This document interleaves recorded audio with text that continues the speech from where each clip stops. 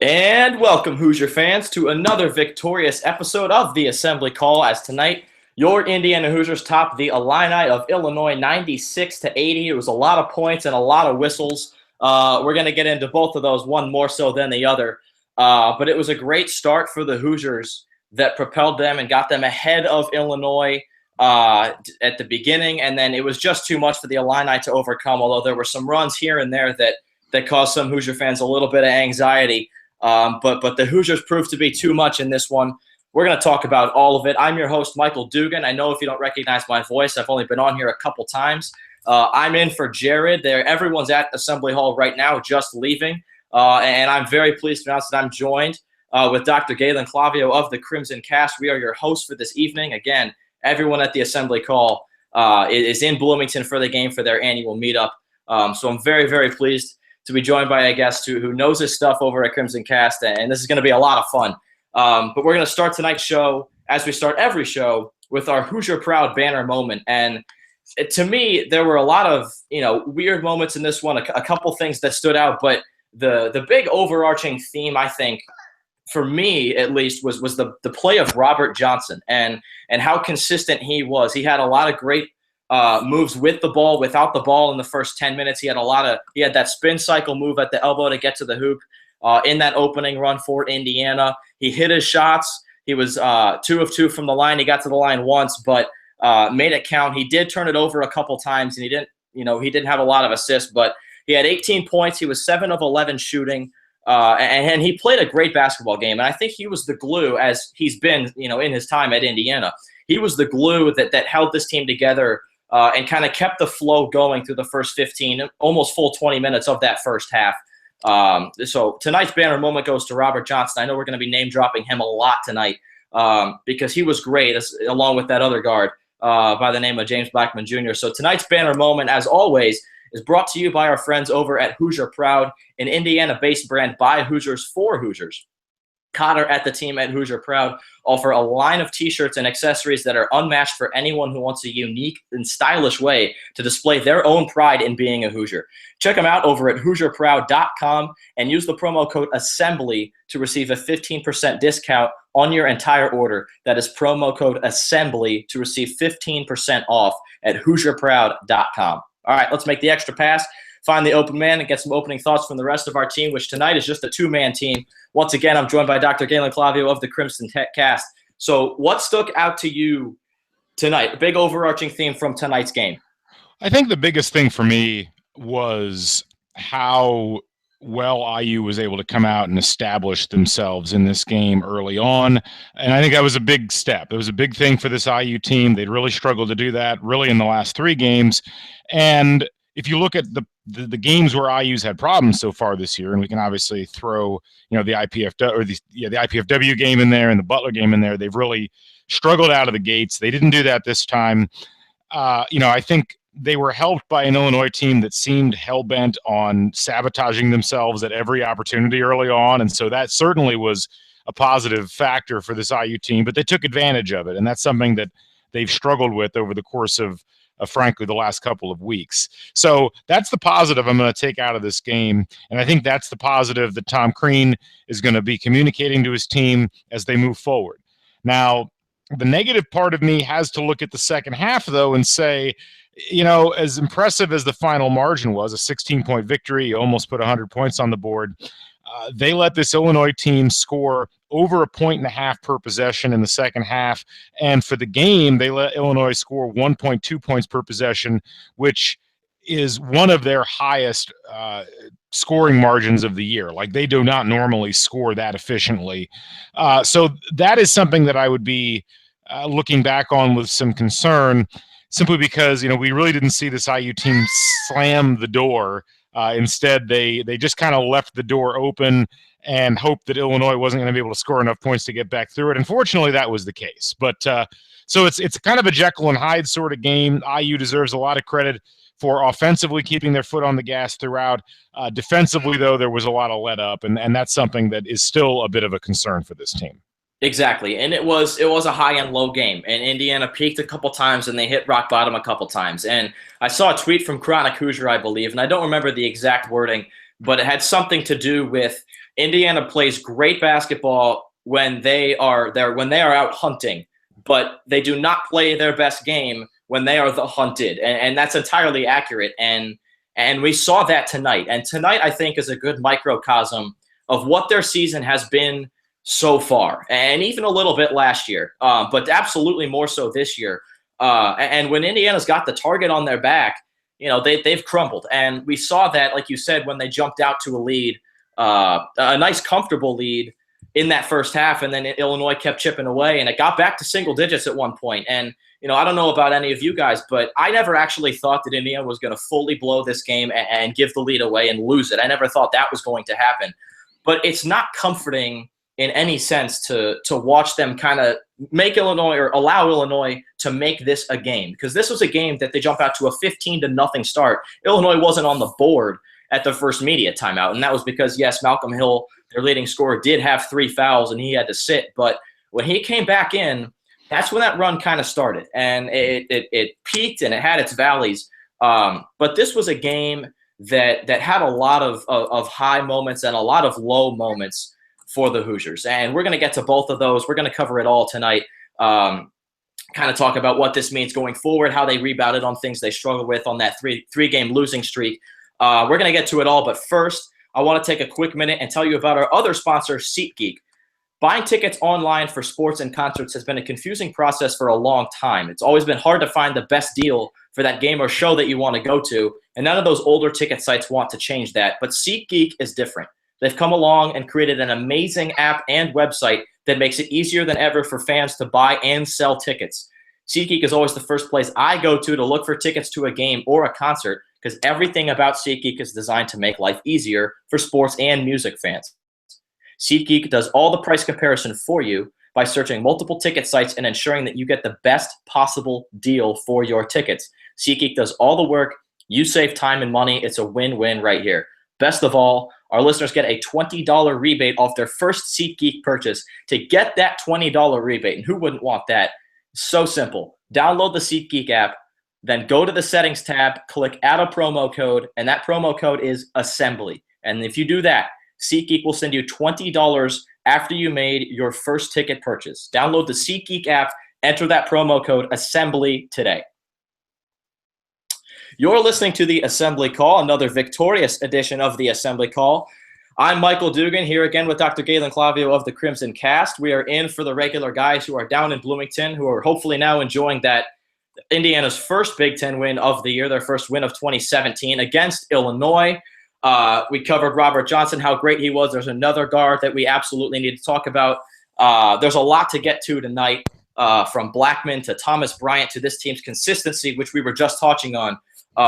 So let's continue with that a little bit. And there were things that we all saw, after that Louisville game and after the Nebraska game especially, and continuing after the Wisconsin game. And one of those things to me, and I'm sure many people share, I know Ryan shares this view, is Thomas Bryant. And I can't remember who said it. It might have been Ryan. It might have been someone completely not affiliated with the Assembly Call, but someone said that Thomas Bryant, and obviously this is not entirely accurate, is trying to be more like a Kevin Durant and play along the three-point line and trying to make plays with his hands and try to dribble and try and get off contested threes. And that's just not his game. And from what I saw in the first half, for the first, I think every single possession till the first media timeout, no, I'll get your thoughts on this, he was camping out in the corner. And it almost seemed like that they were trying to take him and his defender out of the play, which is obviously that's not what they were doing, because whoever was on him, and it changed at different points of the game, not an elite defender. They're not going to change the game by any means. Thomas Bryant holds a physical advantage to whoever was guarding him in the paint throughout this entire game. But it seemed to me as though for almost the entire first half, they kind of relied on him circling the paint, circling the three-point line, camping out in the corner. And then in the second half, they fed it to him 3 times in a row down low in the paint, and he scored on the first 2 possessions. So, I mean, it's kind of up to you which you think is more effective. To me, it's pretty clear that he is more effective when he gets the ball in the paint and when the offense fluctuates through him. Am I wrong there at all? I don't think you're wrong. Look, to me, the biggest issue with Thomas Bryant hasn't been whether he drifts out to the perimeter or whether he's putting himself in a position where he's occupying one particular part of the low post or the high post or whatever. With him, it's almost just entirely about confidence, and that confidence hits both ends of the floor. And it doesn't even seem to be something that really is affected by what's going on in the game. He seems to come in with a particular mindset. Against Wisconsin, against Louisville, he seemed scared of the basketball. He seemed scared to have it in his hands. He seemed scared to be guarding somebody that had the basketball. And it was really disconcerting because we're used to seeing this guy who, was so full of swagger and so confident throughout that run down the stretch last year in the Big Ten, and even really through the early part of this season, that to watch him without confidence is jarring almost. And he did not lack in confidence today. Like he seemed to know coming into this game that really Illinois wasn't going to be able to do a whole lot to defend him, and that was the case. Now, I do think positionally what you're talking about was certainly a factor in terms of how they started to use him and how that differed from half to half. But there, I always complain about, Indiana's defensive indifference sometimes. Well, Illinois seemed defensively indifferent all over the place. I think Bryant was probably the biggest beneficiary of that because he got a couple of buckets early. He got a three-pointer relatively early, and he really put himself in a position where he felt like he could do whatever he wanted whenever he wanted. And, so he ends up with, what did he have? 20 points and 6 rebounds. I mean, that's a classic Thomas Bryant sort of game. It's what we've been looking for. And I really think it just came down to him coming into the game and saying, I'm not going to have a problem playing against this Illinois team.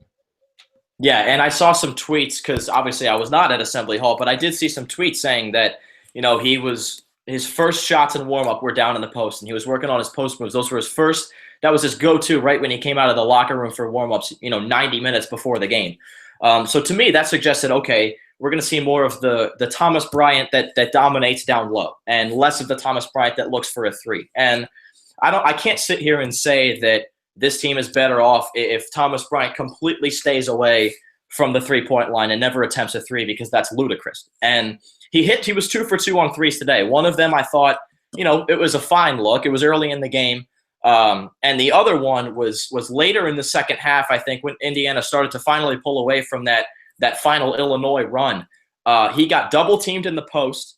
He kicked it out, and then I think ran around an off-ball screen, caught it, and was wide open for three, and he took it. That is how Indiana should use his new and improved three-point shot, is when he gets double-teamed and the attention is all on Thomas Bryant. That is when I think it is not only appropriate, but I would almost recommend, finding that if at all possible. Obviously, I'd rather have James Blackman take the three if we need a three, but he's very capable of knocking down an open three, and we've seen that time and time again, and he'd love to show you he's very capable of knocking down an open three. You go. I think the 3-point thing is overblown. I mean, if you look at the last 8 games, Thomas Bryant has taken 1 3-pointer, 2 3-pointers, 1, 2, 1, 1, 1, 1, and 2. So it's not like this has become a regular part of his arsenal. I think the problem is more the longer 2-point shots or just the stationing, 16, 18 feet beyond the basket. Certainly, this is not a guy that's ever going to be even our third 3-point option.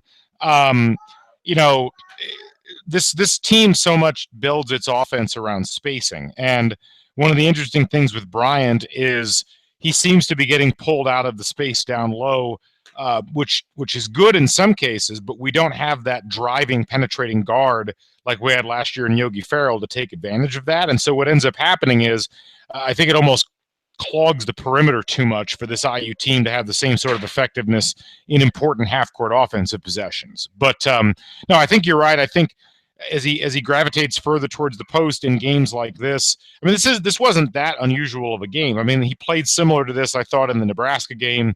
He played similar to this in the Butler game. He played similar to this in the Fort Wayne game. I mean, he's had a decent number of games, even in losses, where he's been able to have a relatively good offensive performance, and most of that production's come from down low.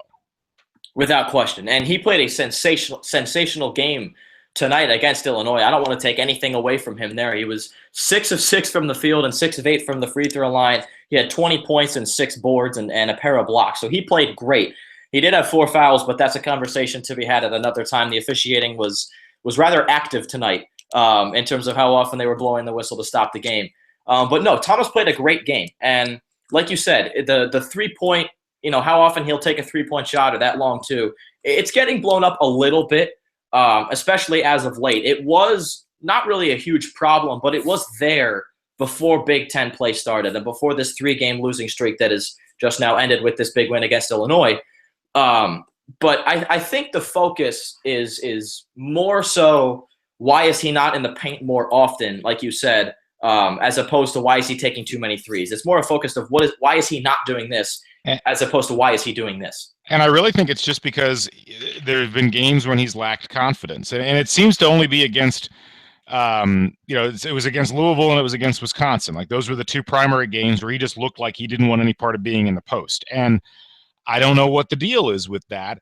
Now, it's certainly a good thing moving forward that we see that he's able to do this against Illinois and have a good game. But I don't think that there was any question that he could have games like this against teams like Illinois that aren't very good.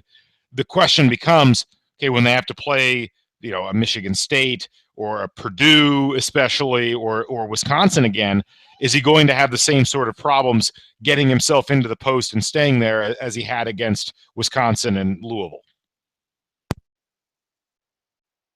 Agreed. And he has had problems in the past, like last year against Duke. And I hate dipping back into this because it's just such a nightmare. And he was a freshman, a true freshman at that time. So it's tough to kind of compare him to that. But he was lost in that game and completely overwhelmed because it was Duke, because it was such a marquee opponent and a team that he knew was going to be a tough matchup in every position. And it did happen against Wisconsin, and it did happen against Louisville, and it's going to happen against Purdue in all likelihood, which scares me because of the two-headed monster that they have. But it didn't happen against North Carolina, really. It didn't happen, against Kansas. I mean, he had 19 points and 10 rebounds in that game. So, I don't know. I think we have to keep in mind that the way that this team is put together, you're asking for consistent performances sometimes out of sophomores. And, in this day and age in college basketball, we think of sophomores as veterans. At the end of the day, mental maturity, emotional maturity doesn't always come at the same rate for everybody. And so whether it's a Thomas Bryant or an OG Anunoby, you may not get the same sort of consistency out of them game to game, particularly when it's a big opponent. And that may not actually be an indicator of what they're going to do the next time they play a big opponent. They might come out and score 28 points and grab 10 boards. It's a very inconsistent sort of thing. That's something that you just have to deal with, unfortunately, in this day and age in college basketball. You're right, and it hasn't happened, like you said, against UNC and Kansas, but it's weird. It's interesting to me because this is a guy who, against Delaware State or Austin Peay or even Illinois tonight, he comes out with his head higher than anyone I've ever seen, and he's a kid that just naturally has a lot of confidence, and that's a great trait to have, especially if you're a basketball player and if you stand at 6'10", 6'11" for the Indiana Hoosiers. That's a great trait to have. But the thing is, and obviously this comes with maturation of young guys and stuff like that, like you said, we tend to think of sophomores as veterans, especially in this day and age of the one and done.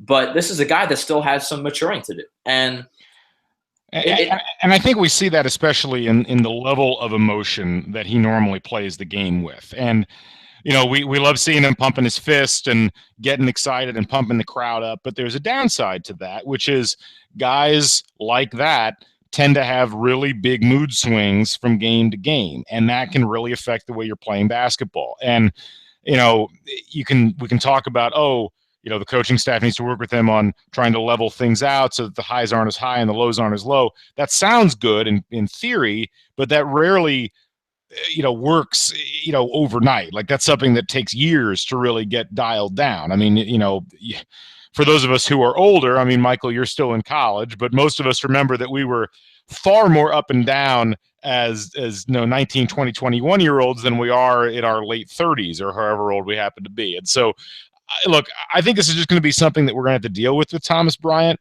To some degree, it's kind of a roulette wheel. You hope that when the ball, drops into the slot, it's going to be on, a Thomas Bryant that's really focused and really confident as opposed to the one that really struggles with, wanting to have the ball if you're playing a big opponent. So, we'll just have to see. It's going to be something we got to keep an eye on moving forward. He's not the only mercurial player on this team. It seems like everybody on this team runs hot and cold. I mean, everybody's been raving about Juwan Morgan, and rightfully so. Juwan Morgan fouled out today, had 5 fouls in 9 minutes in the game today. Really didn't play that well overall. You're going to have games like that. It seems like from everybody on this roster. It's one of the more fascinating rosters that we've seen at IU for a while, just because there isn't that baseline level of consistency that you'd like to see out of a lot of guys. Exactly, and you brought up a good point that I want to get to. And we're going to get to that right after this read. I want to take a quick minute and tell you guys why you should activate your free Assembly Call membership. 3 quick reasons. Number 1, it's quick and easy. It'll take you 15 seconds. Go to assemblycall.com/join. 2, it's how you get our best content. By joining, you will receive our weekly 6-banner Saturday IU Hoops News Roundup, went out this morning, as well as our detailed post-game analysis emails. Also, it's how you connect with us and the Assembly Call community. Only members can access our moderated post-game live and discussion forum. If you like what you hear on the Assembly Call, becoming a member is the logical next step. It takes 10 seconds. Join us for free at assemblycall.com/join. Welcome, guys. You are listening to the Assembly Call, another victorious edition. Again, I'm Michael Dugan. I'm in for Jared here with Dr. Galen Clavio of the Crimson Cast. We are discussing Indiana's victory over Illinois, 96-80, almost hit the century mark. But you brought up a good point earlier, and you talked about Thomas Bryant and his inconsistency. And he's a 20-year-old kid. He's a sophomore. We're going to have to deal with this. The Hoosiers are going to have to deal with this going forward. And we've seen over the past couple of weeks and over the past 2 years, really as a whole, that when he does have those down games, Indiana tends to play a little lost. And there's a lot more going into it. It's not like this team. It's not like, Thomas Bryant, you go, we go. It's not like that. There's a lot more going into it. But, going forward, he's going to have these down games. And to you, this changes per person. And obviously Tom Crean will feel a completely different way. But how will Indiana react? I guess more of a how should they? How should they react when Thomas Bryant has these down games? We've seen them lean on Blackman, but sometimes that proves to be bad too. They're going to have to hope that Deron Davis emerges as a consistent post presence that can rotate in and not have those sorts of ups and downs when Bryant is having those ups and downs. I mean, we didn't see much out of Deron Davis today. We didn't need to. He shot 6 free throws, and that was nice, but he didn't play that much. But what you have to worry about, I think, is the fact that Bryant is a very unique sort of player. Bryant's not a player that has an analog on this roster. And this is a roster that frankly doesn't have a lot of depth in the post to begin with. So if you've got a game where Thomas Bryant just isn't doing it, and that really makes it difficult for IU to thrive because they don't get their 3-point shots opened up. They don't have that driving, that driving, slashing, kicking point guard that they've been accustomed to having. So they can't draw defenses off that way. I'm not saying that games are hopeless when Bryant isn't playing well. I mean, they were in that Wisconsin game till the end, even though he was basically a non-entity. But if he does end up being a non-entity in future games, it really will come down to, can Deron Davis come in, or can OG Anunoby establish himself down low and try to stretch that defense to the point that it can get some of the outside shooters open? If there's a frustration that I have with this roster, it's got so many talented pieces, but it doesn't fit together, I think, as particularly well. I mean, the pieces are complementary only if they're all working simultaneously. And when you take a Thomas Bryant with his particular skill set on both sides of the ball out of the equation, it really upsets the balance of this team. And I don't see easy answers for that right now. And so it's going to be interesting to watch that develop as the season goes along. Absolutely. And seasons like last year, the last 4 years, if something would go wrong with a Thomas Bryant or another key player, we would kind of lean on Yogi, especially last year after he kind of solidified his leadership role and ability to take over games and say, guys, this is what we're doing, and then they go and do it.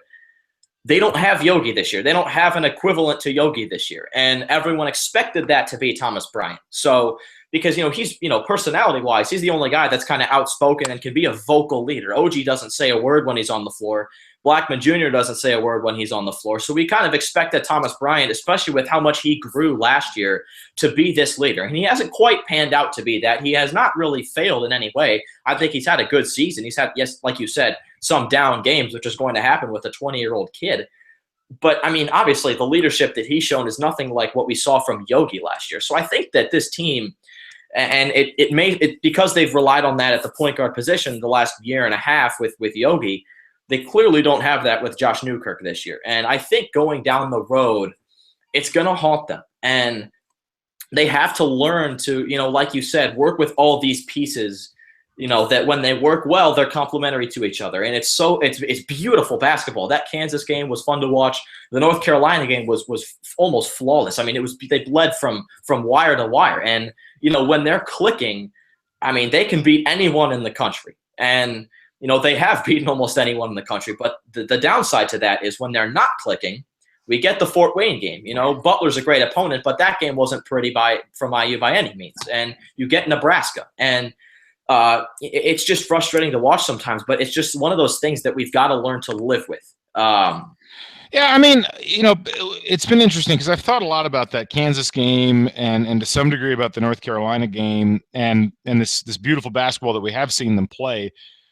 So much of IU at their peak IU, I guess you would say, it really comes down to being able to get and generate points off the fast break. We saw that tonight to a large degree. I mean, a lot of what they did in that first half that made them look so good was they turned Illinois over. They forced Illinois into bad shots, and Illinois was atrocious in transition defense in that first half.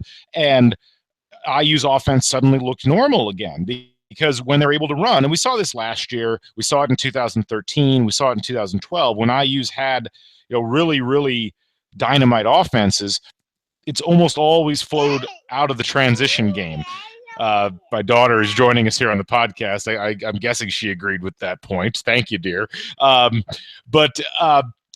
If you look at what Louisville and Wisconsin and IPFW, or Fort Wayne, I guess I need to stop calling it IPFW, and Butler and Nebraska, what all those teams really did was they limited their own turnovers, which took away some of IU's ability to break, and they abandoned the offensive glass to a large degree. Rather than going after offensive rebounds, they let IU take those as defensive rebounds, but they would run back the other way to try to cancel out IU's ability to break. So, we all look at that Kansas game and we're like, my God, look at the potential that this IU team has. But I keep thinking back to that Kansas game, and there just wasn't a lot of defense being played by either team. And I think in games where there's not a lot of defense played, it goes right into the hands of this IU team because it allows them to get threes. It allows them to get open layups in transition. When they can't do that, which I think is going to be most of the rest of the season, because most coaches other than John Gross will actually watch film, of games. And I think that's going to create problems for this IU team. And they're going to have to figure out a secondary way to score points and win games, simply because I think that option is going to get taken away from them more often than not as we move forward. 100%. And that's what we've seen this season is, when there's no defense being played, like you said, this team thrives. And, that's the thing. You're going to blow out these lesser teams that don't play great defense, like Delaware State and Austin Peay. But you come across a team like Butler, Wisconsin, Louisville, which is one of the best defenses in the country, if not the best. You're gonna have some problems, and that's something that right now, looking at that loss against Louisville and that loss against Wisconsin, it stings a little bit because they came back to back and it's 2 straight losses. And if you look into the bracketology now, IU's not at all where anyone thought they would be at this point in time. Right around that 8, 9. I've seen some 10 seeds. It's not really relevant right now. It's a lot of speculation. It's still January. Anything can happen. But I mean, it's what we've seen so far. And in terms of their seeding come tournament time, granted, this is, given they'll make the tournament, which is nothing's given in college basketball. But if they play like this, I think they'll be okay. it's going to help them along the way, those losses against Louisville and Wisconsin, because they're almost forced to learn how to play when teams slow it down, when teams cut them off in transition, when teams play good defense. And we haven't seen them succeed yet when an opponent decides to do that, or when an opponent is capable of doing that, because don't get me wrong, it's tough to run with Indiana. It's not an easy task.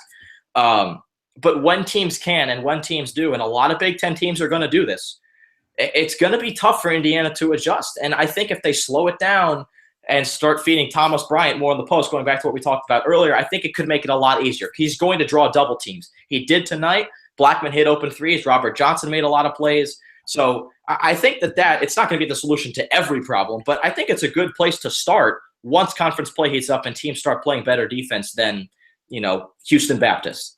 Yeah, no, I think that's the case. I mean, you do worry if you're reliant on Bryant in the post opening up the outside game.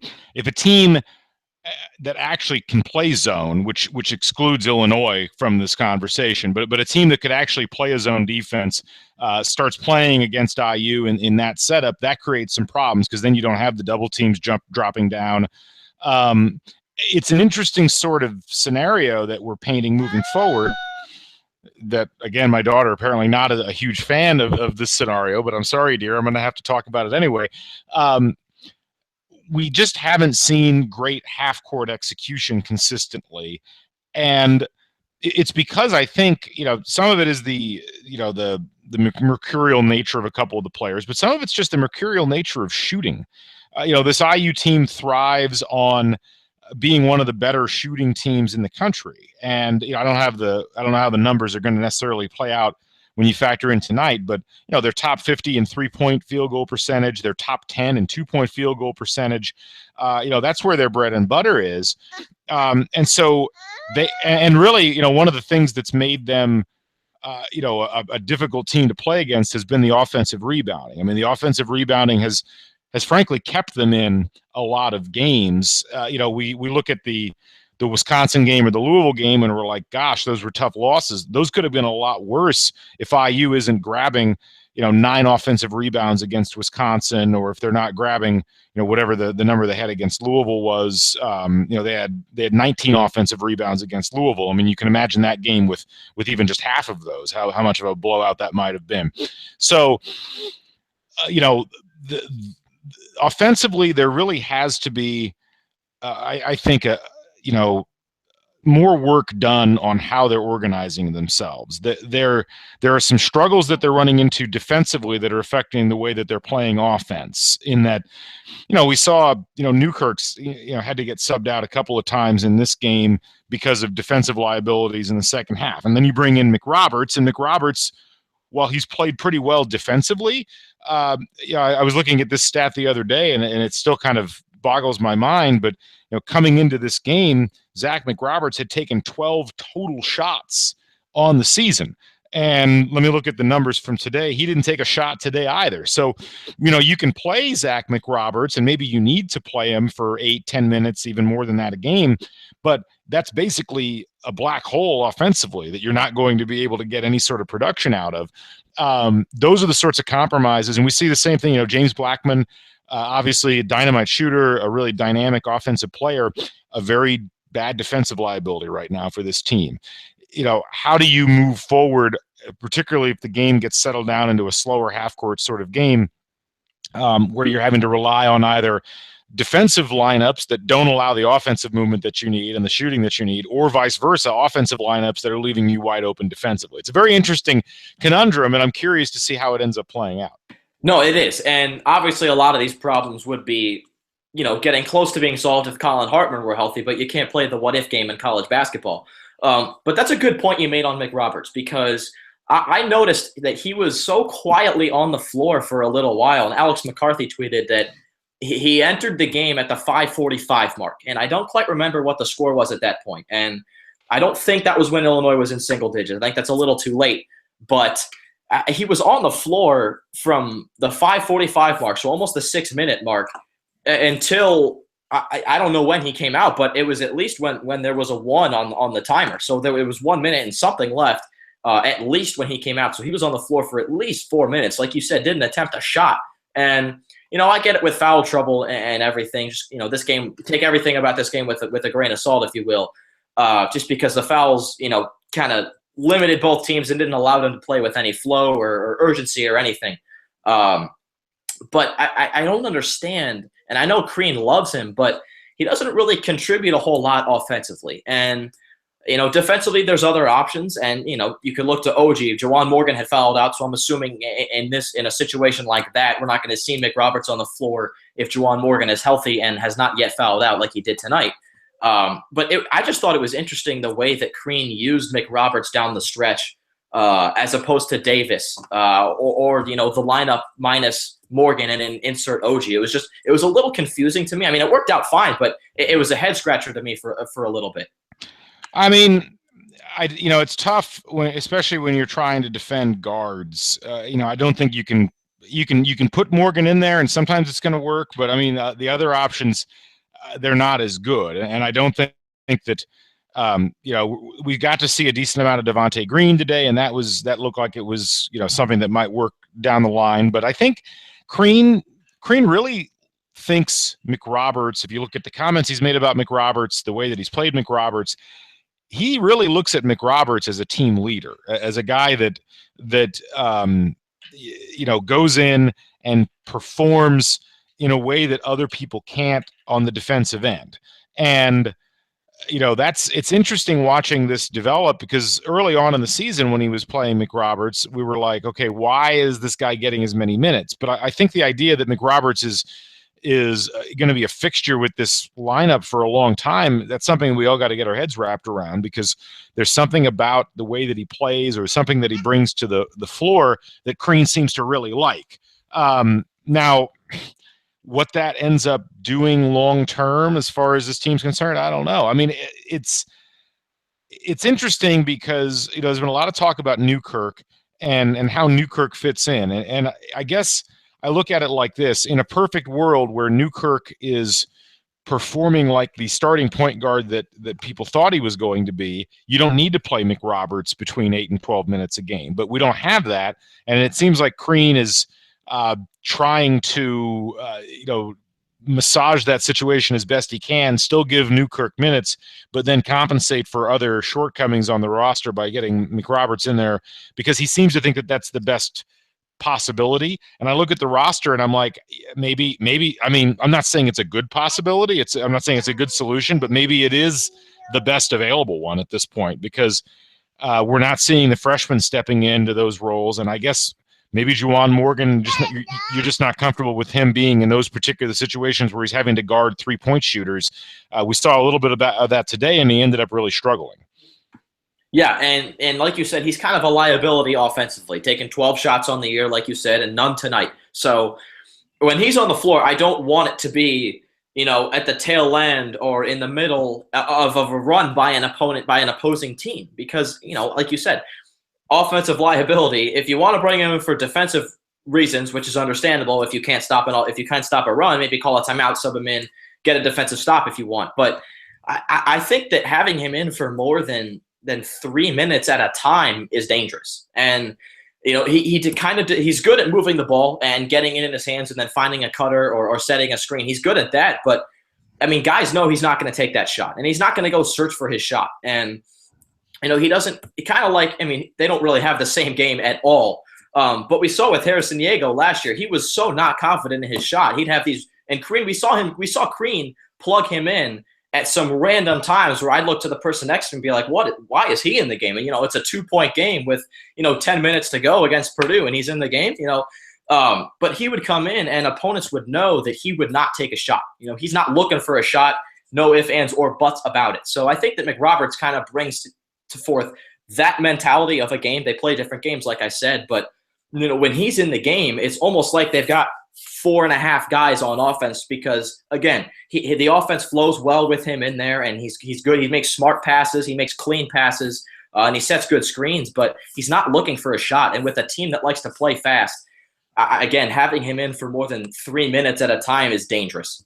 Niego took 13 shots total last There you go. There you go. The big question is, does McRoberts end up exceeding that number? Because the way that Big Ten play has started, maybe not. We'll see what happens with that. What were your thoughts? Let me ask you this regarding the overall play for IU tonight was pretty good. I mean, offensively, Alex Bozic from Inside the Hall just posted this. The offensive performance tonight actually moved them up to 9th in Ken Pomeroy's adjusted offensive efficiency rating, which is good.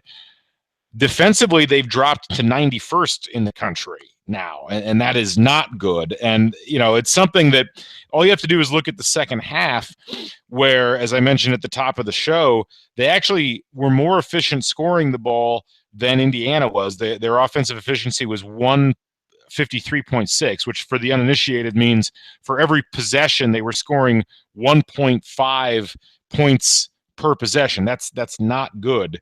If you're the Indiana defense, normally you want to keep your opponent to under 1 point per possession, and this has become a major concern for this IU team in that they just don't seem to be able to play good defense. Some of it is forcing turnovers. They did a good job in the first 8 minutes to 12 minutes of this game.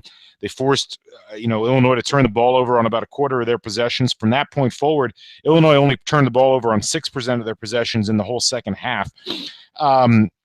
This team seems to only play like really hard, really focused defense for very short stretches of time. And then when they get up by a certain, degree, they just seem to turn that part of things off, and they say to themselves, you know what, we're just going to be able to outscore these guys. On days when they're not scoring, that's a real danger. How do they turn that around? Like, how do you see this particular personnel set being able to change the way that they're approaching that? I mean, at first you have to say that it starts with their mentality, because like you said, they just turn that switch off, and they are an offensive powerhouse. No one can deny that. They can score as many points as they want on any given night. But with the speed that they play, yes, they can play some good defense, and obviously this is not all on one guy. I've seen a lot of tweets and stuff, and some articles even written saying, James Blackman Jr. is the cause of the of Indiana's bad defense. You can't go blaming one guy on a complete defensive breakdown during a certain stretch of a game. Yes, he's not their best defender. And did this team improve last year defensively when he went down? Maybe. At times, yes. At times, no. Again, you can't hinge this on one guy. But, again, at the same time, he can be a liability defensively. And, he kind of has this mindset where if he lets something go on defense, if he lets a guy blow by him, he's going to go down and make up for it on the offensive end. And when he's shooting well, I'm not saying I'm okay with that, but I'm not okay with that, because when he's shooting well, he can create his own shot. He can knock down an open or contested three. But, going back to answer your question, I think it starts with the mentality of this team. And if they can exit halftime or come out of a TV timeout and say, all right, we're going to lock them down defensively. We're going to work our tails off until the next media timeout, until the next, big break. And we're gonna try and hold them to no points like they did, and obviously that's a very difficult goal to hold someone for 0 field goals, 0 points for a 4 or 5 minute stretch, nearly impossible to duplicate. But if they go out there with that mentality and say we're just gonna lock them down, because they know they can play quick in transition. If they say we're gonna go lock them down, and one thing I've noticed is on ball screens, they're lost. I mean, from Thomas Bryant to Jawan Morgan to sometimes OG, there's no communication on ball screens, and they are completely lost. Sometimes if someone's coming off on a left side, if someone's coming off a ball screen on the left side, they'll just let them go right to the hoop, and they'll get fouled or they're finished or whatever. And sometimes it'll be a double team, and the guy setting the pick is so open, he can roll to the hoop or he can pop back and catch it and take a jumper. So that's one big thing. I say change your mentality a little bit. Just because you're an offensive team doesn't mean you have to focus completely on offense. Play a little defense too, and try and act like you're a good defensive team, because they certainly can be. But another thing where they're very liable is on ball screens. And I think that they've got to communicate. That starts with communication. Ball screen, basketball 101. If there's a screen, you yell screen left, screen right, or wherever it is, and you just communicate and then adjust from there. It can be fixed in practice, can be worked on in practice. It won't be fixed overnight, but you can work on that straight up in practice, and it just a little bit of that will escalate into that next game, and it's a domino effect from there. It's not that hard of a fix. It really isn't. I don't know, man. I mean, I'd love to say I agree with you. I really would. But I've looked at this. I've watched this IU team under Tom Crean now for however long he's been here now, 8 years, 9 years, and they've had 1 year where they were a top 25 defense, and that was 2013 when they had two top 5 draft picks on the roster. Even last year, on a team that was acceptably athletic and had some veteran leadership, they were 59th in the country defensively. The same problems, whether it's the ball screens, whether it's not communicating on stuff going on in the post, whether it's the way that they switch or don't switch, it's the same stuff that pops up every single year. And I'd love to say that this team was somehow different. I mean, they've certainly got the talent and the athleticism, but this is a worse defensive team than last year by a significant margin, I would say, at this point. And at some point you have to say maybe it isn't necessarily the players not communicating with each other. Maybe it's the way that the defense is being set up.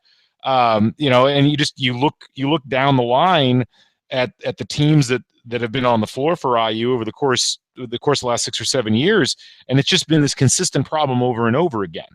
And we've had significantly different types of personnel. We've had veteran teams, we've had rookie teams, we've had teams with a lot of athleticism, teams with not that much, and it seems to never really change. And it's something that, for this particular team, I think is of paramount importance, because they're so reliant on their shooting to be able to score points and win games, and they're so reliant on their transition game that if they don't have those things going, there doesn't seem to be the defense that you would fall back on to be able to win games. And that really is a concern, particularly since they've got 15 Big Ten games remaining, and 9 of those games are in road environments, which is generally a place where this IU team hasn't played great defense anyway. Yeah, and let me just clarify. I said easy fix, and that's a tough term to throw out there in any context. This team's defensive struggles is not an easy fix. That is not what I meant by that. I meant specifically just the ball screen and communicating on that, because that has been a big problem of theirs. But you're absolutely right, talking about just for the Crean era as a whole, this team has not been good defensively. And they had that one good year, like you said, when they had the 2 top 5 draft picks, who one of them was an elite perimeter defender and the other guy a stud too. So, like I said, it's not an easy fix to fix this team's defense. If you can fix it at all, you can certainly improve on it. There's a lot of room above them. There's a high ceiling. It's not too high, but there is a pretty high ceiling here. There are a lot of good individual defenders. But there are also a lot of liabilities. And you can start improving your defense by starting with the basics, like communicating on ball screens. That's what I meant to say. I jumped around in my last rant a little bit. That's what I meant to say, is you can start improving your defense by communicating better on ball screens, and those lead to easy layups or, uncontested 15-foot jump shots, which will go in more often than not if you have a respectable shooter. But there's so much more to it than just ball screens or communication, just because, there's been some lackluster defense all over the place against teams like Fort Wayne and teams like Louisville. And Indiana has given opponents easy looks more often than we'd like to see. So I tell you who's playing some good defense here is again my dog just face guarding me like I've never had the experience of before on a podcast. I get what you're saying, but if I look at the defensive performances that IU's had, they've had one game against an opponent with a pulse that I guess technically 2 games where they were able to hold their opponent to under 1 point per possession. And that's just like kind of a Mendoza line figure when it comes to, are we playing effective defense or not? You look down this stretch, I mean, even tonight, they let Illinois score 80 points on 68 possessions. Some of it comes back to to the things that you're talking about, this idea that, there need to be better communication. There needs to be, this or that going on. And I certainly agree with that. There needs to be. I don't know that it's necessarily something that we're going to see this season, because I don't think we've seen it develop or change in previous seasons. But I think another thing that doesn't get talked about as much is how little this IU team turns over its opponents. They are currently only forcing their opponents to turn the ball over on about 16% of possessions. That's 321st in the nation. And that just even the 3 or 4 possessions that you're not turning your opponent over that somebody else is, that's leading to shots, which maybe are going in, or it's leading to fouls, or it's leading to rebounds. It's one thing if you're going to turn the ball over a lot, and certainly Tom Crean's talked about how when you play fast offense like his teams normally play, you're going to have more turnovers. I get that. But there's no excuse for not forcing more turnovers on the defensive end. And that leads to a situation, I think, where your defense suffers even more simply because that you're not being active in trying to take the ball away from the team that you're playing against. Exactly. And especially like we saw in Fort Wayne, I mean, they were playing mannequin challenge defense in that game. And it hasn't been that bad all year since then. But, I mean, it starts with communication. There's a lot of things that you could say, but as a whole, like you said, they have not been forcing turnovers. And for a team that in the past couple weeks has been turnover prone at times, it's ideal to kind of counter that and cancel that out by forcing turnovers on the defensive end. And they're, like you said, they're not being active enough to force turnovers. And they're kind of waiting for a turnover, to come to them. It's kind of like in football, if you're a wide receiver, you don't wait for that ball to come to you or it's going to get picked off. You have to go get that football. It's just like in basketball.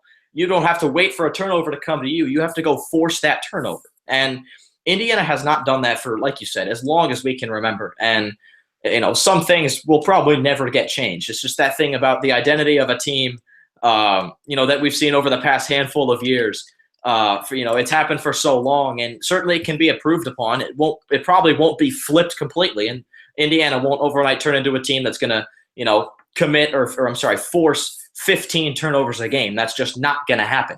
But it certainly could improve along the way. And with it, I think that a lot of these close games, these not even 2-3-point finishes, but, these 5, 6, 7-point games in the end could turn into overtime victories or even, last second shot opportunities, if they force turnovers and reduce the amount that they commit. So it starts there too.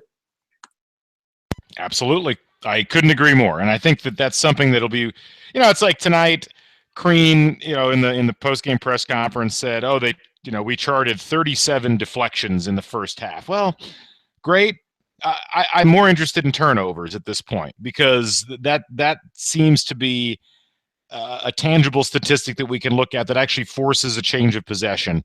I'd love it if we could, because, as bad as Illinois started the game, and I'll say this again, they only finished the game with 9 turnovers in whatever it was, a 68 possession game. So we'll see. It's one of the many things that they've got time to fix. They've got a favorable schedule moving forward here that hopefully they can fix it in. We'll see what they're able to do. Yeah, and looking at their schedule, they don't play a ranked team until February 5th. So, they've got essentially till Super Bowl Sunday to play a ranked team. They do have respectable opponents along the way at Michigan, at Northwestern, Michigan State, at Maryland. But these are teams where they can exercise these new philosophies and try and improve on what they're struggling with. And did you say that was 37 deflections in the first half? Yes. Okay, so if 37 deflections in the first half, if you only force 9 turnovers the entire game, like you said, that I could not care less how many deflections you have in the first half. I want turnovers. And all deflections do are, for a fraction of a second, cause the offense to hesitate. And I don't think we even know what deflections mean. I'm taking that term very literally. Literally. This has been around this long. This predates you by years. This is some cockamamie term that Crean uses to measure. Like, I'm not even totally sure what it measures. I'm sure somebody has the definition, but it's been around for a while, and it's always been, to me at least, kind of a point of humor whenever it's brought up in post-game press conferences, which is often whenever the team is playing well. And I don't even know how you can, like you said, whatever those deflections are, committing. I didn't see any defensive statistic out there that suggests they committed or they performed 37 of those acts in 20 minutes. I mean, that doesn't seem like something very feasible to me, but that's neither here nor there. Point being, less deflection talk. We want to see turnovers. And I don't think we're the only two people following this team that are going to say that, and it's something that they need to improve on going forward. We'll say this. You mentioned the schedule earlier on. I know we got to wrap up relatively soon here. They really need to make some hay over the course of the next 7 games. You're talking about they've got road games versus Maryland, Penn State, Michigan, Northwestern, home games versus Rutgers, Michigan State, and Penn State. That's where I think they're going to have to get a decent number of wins out of that, because that run-in from the time they play Wisconsin on the road on the 5th to the time that they play Ohio State on the road on Saturday, March 4th to close the regular season, that's a tough stretch. And, this IU team, we saw what some confidence could do for them offensively here tonight, and that's certainly a good step forward. They've got some rough games that they're still projected to win. Pomeroy actually projects them to win their next 4, and that includes 2 road games. So you hope they're able to do that. The win today did bump them back up in the Pomeroy projection to 10-8. They had been at 9-9 coming into the game. But this is going to be a really, really crucial stretch. I mean, starting on Tuesday and rolling all the way through, as you mentioned, basically to Super Bowl Sunday or just before Super Bowl Sunday. This is where the crucible of IU basketball for 2016-2017 is really going to be formed. Exactly, and I've got my eyes locked in on that Michigan State game because we know Tom Izzo's a great coach, and I don't see what happened to their football team happening to their basketball team in Big Ten play this year. That game I've got circled. That could play the role of that Iowa game at home last year where they defeat a respected opponent and go from there, and then their season kind of turns around, and that could be for better or for worse. So we'll see what happens there. All right, coming up on the Assembly Call, we're going to wrap it up, give our final thoughts during last call. But before we do that, one more quick reminder that a great way to support us at the Assembly Call is by ordering your official Assembly Call t-shirt from HoosierProud.com. Go to HoosierProud.com, check out all their selection of stylish, unique apparel that anyone with Indiana roots will absolutely love. And do not forget to use the promo code Assembly for 15% off. That works for our Assembly Call logo, t-shirts, and anything else you buy on HoosierProud.com. All right, you're listening to the Assembly Call. I am Michael Dugan, and again with Dr. Galen Clavio of the Crimson Cast. We are in for the usual guys who are now at Yogi's, I'm sure. So if you're in Bloomington, in the area, go meet up with them, talk about the game. I'm sure they'd love to hear from you, but we're in for them today. They're doing their annual meetup after this big IU win, 96-80 over Illinois. So we're going to wrap this one up, give our last call, kind of our final thoughts on this game, Maryland preview. Anything you want to get out for the last call right here, let's hear it. All right, well, let's talk. We think we've talked a lot about this Illinois game. The Maryland game is going to be a really fascinating one. Maryland got a big road win today. They went into Ann Arbor. They knocked off Michigan by 7 points. They really were impressive down the stretch. I haven't known what to make of this Maryland team so far this year. Their best win is a neutral court win against Kansas State. They beat Oklahoma State by 1, but they really don't have any, high-level victories. Pomeroy, the power rankings don't really like them. They don't play offense, terribly, but they also don't play it that great. Same thing with their defense, is just kind of, around the 50 mark. But they've got Melo Trimble, and they look like they're starting to put it together a little bit. And this is a game that, I don't really believe in must wins. I've always felt that is an overrated sort of phrase. But IU has to pick up a couple of road wins to try to balance out the 2 home losses that they've had already on this season. And this might be a good one to pick up. I mean, they've certainly got an opportunity here if they can catch Maryland, maybe a little overconfident coming off of a victory at Michigan, to pick up a win in a place that might be difficult for other teams to pick up a win. They've been close with Maryland a couple of times over the course of the last couple of seasons on the road. But they've really got to play, with the same sort of confidence that they played the first half today. And so I'm curious to see how that game goes. I mean, it's really a toss-up. I think both teams have had some struggles. I think both teams still have a lot of question marks. And these are the sorts of games that are going to start determining, seeding, I think, for the NCAA tournament, certainly for a team like IU and maybe for a team like Maryland, whether they're able to get into the tournament or not, because they're still looking for some kind of a marquee win. A win against IU might actually fit the bill for them to some degree. Exactly. And you mentioned Melo Trimble. Obviously, he's their guy. NBA draft boards had him last year. He decided to come back. But another guy that jumps out to me for Maryland is a freshman named Justin Jackson. He's their leading rebounder, 6 a game and 10.5 points a game. He's their leading rebounder, like I said, only stands at 6'7". So, that should say something, calling Thomas Bryant to dominate the boards in this one. And this one's on the road. So this is, like you said earlier in the show, this is a place that Indiana is all too familiar with being vulnerable on the road in these games.